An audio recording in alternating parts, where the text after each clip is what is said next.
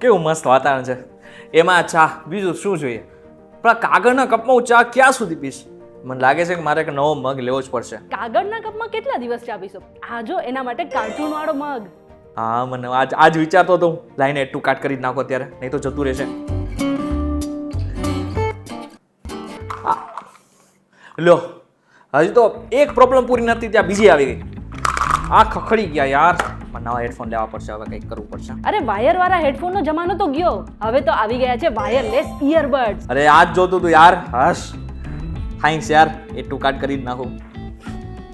નહીં, અરે યાર રૂમમાં ગંધ આવે છે, એર ફ્રેશનર લેવું પડશે. આસપાસની દરેક દુર્ગંધથી છુટકારો મેળવવા માટે હવે આવી ગયું છે ગુલાબની સુગંધ વાળું એર ફ્રેશનર. અરે હા હા હા, જોતું તું. લાય આ પણ એટલું કાટ કરી નાખું. અરે મારો ફોન છે કે અલાદીનનો ચિરાગ છે, જેમ માગું એ દેખાઈ જાય છે, પણ આ થાય છે કેવી રીતના? અરે મને તારા વિશે બધી જ ખબર છે.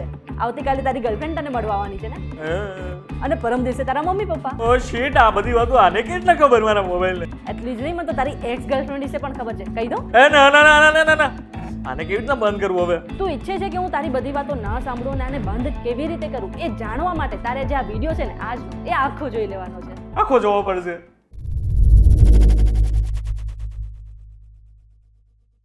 તમે આવી ગયા છો વીટીવી ડિજિટલ પર. શોનું નામ છે ન્યૂઝ પ્લસ ને મારું નામ છે મેઘા.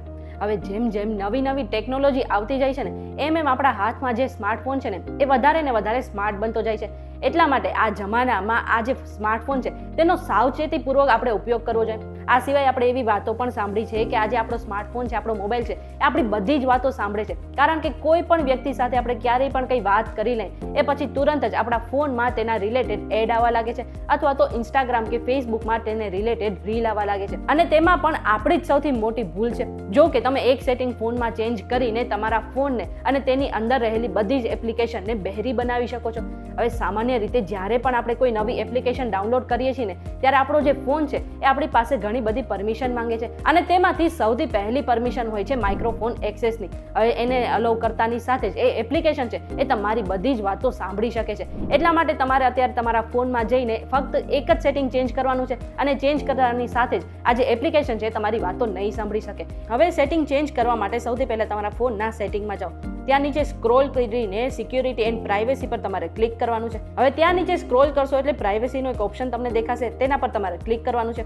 હવે ત્યાં તમને પહેલો ઓપ્શન પરમિશન મેનેજર દેખાશે, તેના પર તમારે ટેપ કરવાનું છે. હવે તમને સ્ક્રીન પર calendar, call logs, camera, contact, location અને માઇક્રોફોન સહિત ઘણા ઓપ્શન દેખાશે, જેમાંથી માઇક્રોફોન પર તમારે ક્લિક કરવાનું છે. જ્યાં તમને દેખાશે કે તમે કઈ કઈ એપમાં ઓડિયો રેકોર્ડ કરવાની પરમિશન આપી છે. જેમાંથી સૌથી પહેલું છે અલાઉડ ઓલ ધ ટાઈમ, એટલે કે 24 કલાક અને 7 દિવસ આ જે એપ્લિકેશન છે એ તમારો અવાજ સાંભળી શકે છે.